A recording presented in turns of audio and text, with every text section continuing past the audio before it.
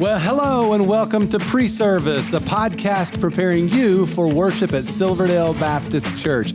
Hey, I'm Michael, and I'm joined by my co-host, Kevin. Kevin, what's up, man? Hey, it's a great day. We're getting together. We made it. How are you doing? I'm good, and I'm excited. You know, we've been talking about this project now for a long time, and it's finally here. Yeah, and practicing too. We've been doing that. So to bring everybody up to date and get everybody else involved, because they probably don't know what we know.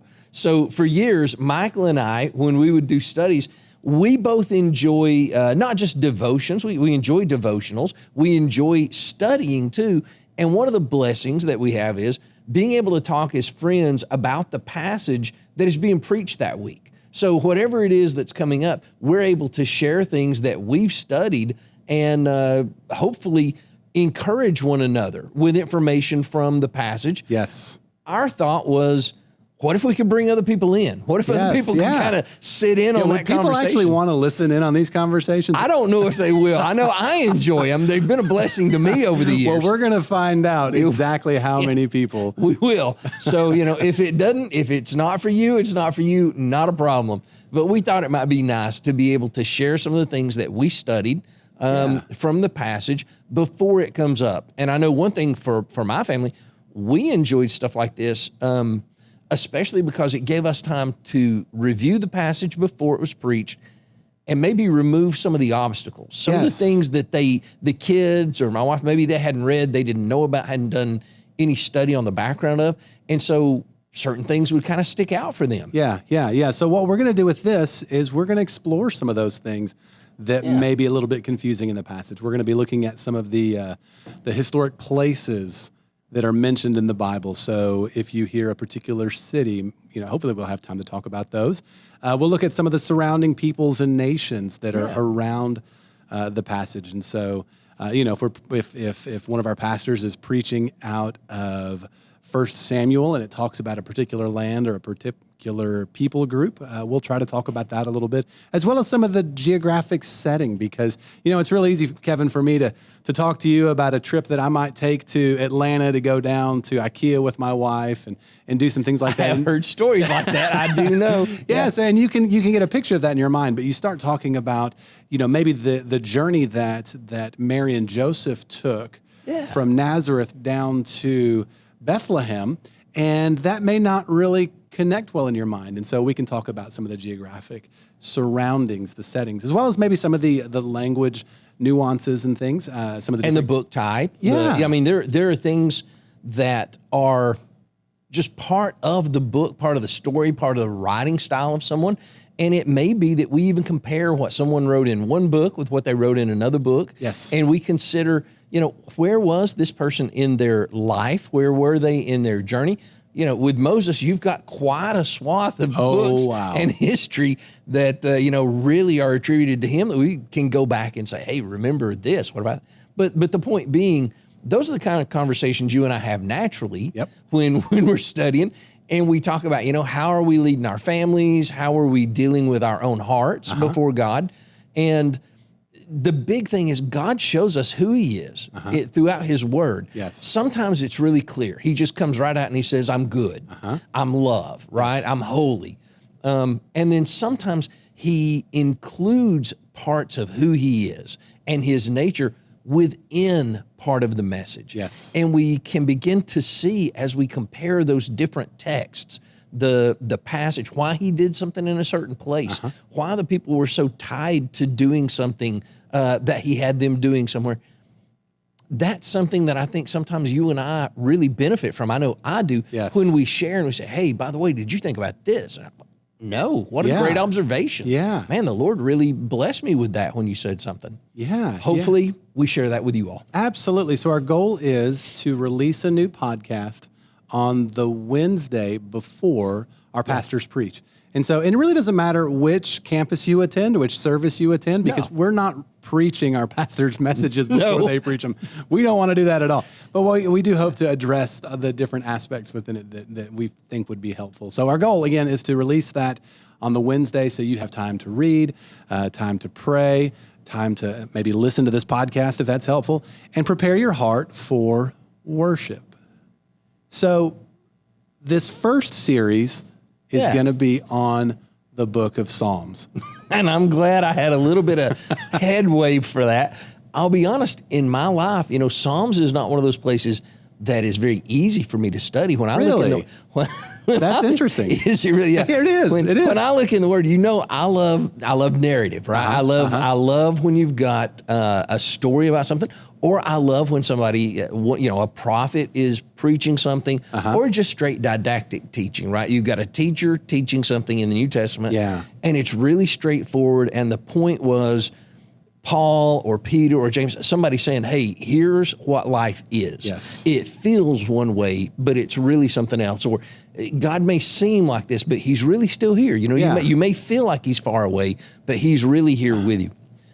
Psalms is one of those that it defies a whole lot of those definitions. It really does. It really does. But for me, the Psalms are so important to my daily life. Yes. Now, in saying that, I don't want to set myself up on some kind of pedestal of saying that I read Psalms every single day. I don't. But I love the Psalms because, in the Psalms, this is the part of the Old Testament that is most important for daily living.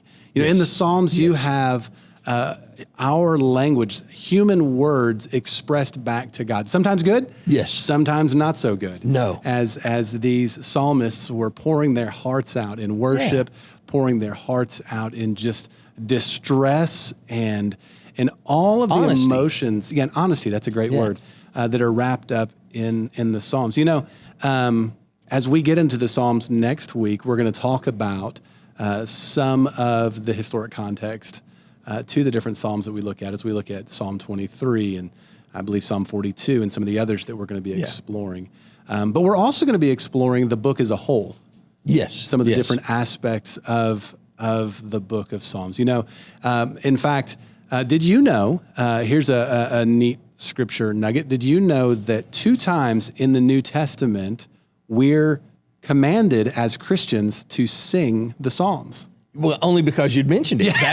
You had mentioned that to me at one point, and I thought, that's really cool. That's kind of cool. Would you like to know where those are? I would. Would you? One of them's in Ephesians, right? You're right. One of them is in Ephesians, and it says, be filled with the Spirit, addressing one another in psalms and hymns and spiritual songs, singing and making melodies to the Lord with your hearts. Now, the other one is in Colossians, and it sounds very, very similar. Colossians 3:16, which says, let the word of Christ dwell in you richly, teaching and admonishing one another in all wisdom, singing psalms and hymns and spiritual songs with thanksgiving in your heart to God.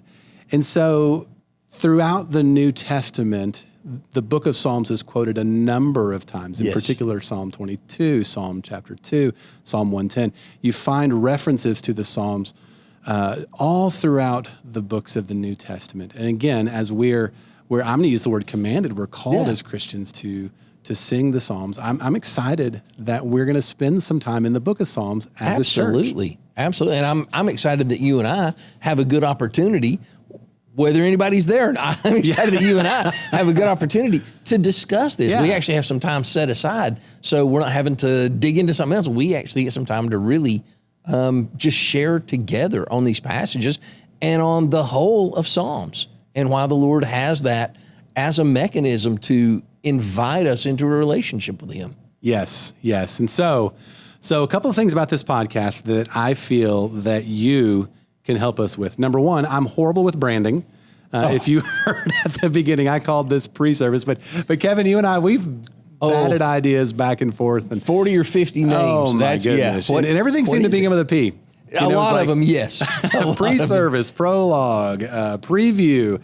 And I even came up with one that didn't begin with a P. Kevin shot it down, so you can tell us what you think about it. It was Kevin and Michael Talk Bible. See, I love the idea because hopefully that's what we'll be doing. But the problem is, I don't know that it's the right branding. It's really what we do when we get together, brother. Yeah, that's we talk Bible. We enjoy talking Bible. Yeah, we eat a few biscuits because, as we've discovered, that most of life is better with biscuits. It's always better with biscuits. And how is it not? I don't understand that. And so if you have an idea on branding and you can help us out, that would be fantastic. Also, I want to mention that we're going to have a few giveaways. You didn't even know that. I did not know that. That was one. I knew Ephesians. I knew the Psalms. I did not know giveaways. Sprung but that I like one that. on you. You got me. Yep. So Ricky and David in our small groups ministry have some resources that they're willing to donate to us to give away. Fantastic. And so we will find creative ways to give out some books and studies and things like that to encourage you. Good for you all. Yeah. Hopefully you get one of those. That's the thing. I hope so. And Ricky hopes so too, because he has a lot of stuff in his office he'd like to see moved. And it's valuable. It is valuable. It is valuable. truly It's of not a just, value. Getting his junk out of his way into your way. No, it is not. These are valuable pieces of knowledge, and people put a lot of life, a lot of time, spending time with the Lord, and coming to a point of being able to share something. So I'm glad that we can do that. Yes. I didn't know, and it's exciting. Yeah. So, Kevin, as we are coming to the end of this, we're going to try to keep this at around 15 or so minutes. Which, if you know our conversations, and you will eventually, there'll probably be editing involved in keeping it around 15 minutes. They really will. So as you are, you mentioned that when you're getting ready for a message, you like to have conversations with your family. Yes. And around the passage. And I love how the last couple of sermon series, I don't know if we'll be able to do this always. It'd be really cool if we could, but we've had a couple of different devotionals this summer with the Together series and in the series before that. Have no idea if we're going to have something with Psalms just yet. But you'll have this, if nothing else, to help you get ready each week.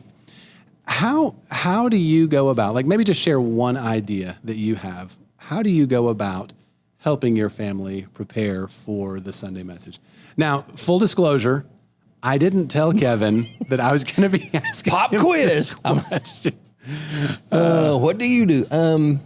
Well, I like to read and prepare, and then I generally will text all of the family members. Everybody's got some kind of device, and I'll text them. I'll say, here's a series of questions. You need to go read this passage and answer these questions and reply only to me. Just come back to me so that they're not, having to share ideas. Now, if somebody gets stuck, they can talk to each other. Obviously, it's not like it's a classroom. There's no grade on this. Right. But the point being, I then get a little bit better insight into each one of the kids. So if one of them skips over a part, but they get other stuff right, I'm like, okay, maybe they were just missing that. But it also helps me understand in their hearts what it is that maybe they're dealing with and where each one of them is. Yeah. And I can kind of tailor some of my interaction with them based on what their responses are to 2, 3, 4 questions over a passage. Okay, that's cool. In our home, this current sermon series, the Together series, the devotion guide has been fantastic. It has the passage that we're going to be hearing preached on by Tony and Travis and Randy and Maddie occasionally. That we're to read each day, at least a portion of it each day. And then there has been a question with that. And, at first glance, I looked at that and I thought, well, this is going to be kind of basic. And okay, we'll consider it. Maybe we will, maybe we won't. But I'm going to tell you what, I have thoroughly enjoyed having conversations around those questions with my family. We do this typically at breakfast time. Yeah. So we'll gather at the table. And have breakfast together. And we had to be intentional about that. We had to actually sit down. Yes. We have teenagers now. We had to sit down with our kids and say, okay, for this to work, we're all going to have to come together. We do it not. You do it at night? Yeah, you have to do it. So it doesn't, breakfast won't necessarily work for everybody. But our kids are scattered all over the place in the evenings. And so breakfast works pretty well for us. Yeah. And all. But that's where we investing. That's the thing, is getting invested with the family, sitting down, discussing it, and being able to, simple questions aren't a problem. Yeah. If the heart is turned towards God, right? Yes. Then you can begin to see a person dealing with the person of God, his personality, his character, his traits, who he is, what he said about himself. And if Jesus runs from Genesis all the way to Revelation, if everything is truly about him, a simple question can simply direct somebody to something, but their heart is going to be active. Their mind is going to be active, thinking about, what does this mean? What did the Lord put this in here for? And we can have some really deep conversations at times in the house. Man, I want to sit in on some of those. That sounds fantastic. But that's your family time. I enjoy it. Yeah. Now, before we close, I think that I should acknowledge that we are both wearing the same color of shirt. We are, and this was not planned. This is, I don't know, it may not look like that on the camera. It may not. We may look completely different, but to us, it looks very similar. When Kevin walked into the room here, I thought, oh, wow, we're going to look so ridiculous. It may be a uniform. We may have to wear these colors from now on. That's something you can tell us. What do you think about this? Is this something we need to continue to do more regularly? They may tell us we need, matching shirts. Who knows? Either way, we'll do this. If we need something that's very distinctive, we can do that. It may be part of the branding. We may get T-shirts or something. Yeah, it may. Yes, Kevin and Michael talk Bible or whatever. Or wear blue. I don't know. Yes. I don't know. For those of you that are just listening to this and not watching it, we are wearing blue shirts. We're wearing blue shirts. It looks pretty down, silly. Blue shirts. Yeah. So next week we're going to talk about Psalm 23. Yes. Well, let me back up a little bit. We're gonna do an intro, a little bit more in-depth intro to the Psalms. We talked about a couple of things a moment ago, but then we're going to get into Psalm 23. And so my encouragement to you, the viewer, the listener, is to take some time this week and read through Psalm 23. Read it through a few times. If you have some commentary, you can look at that. Or if you have a reference Bible, maybe check out some of the references and explore what the Bible, what Psalm 23 says about shepherds and things of that nature. So I would just encourage you to take a look at that psalm. And then next week, we'll be back together again and talking Bible. Yeah. Kevin, man, this has been exciting. I'm so excited to get into this. I am too. I'm looking forward to it. I've enjoyed this.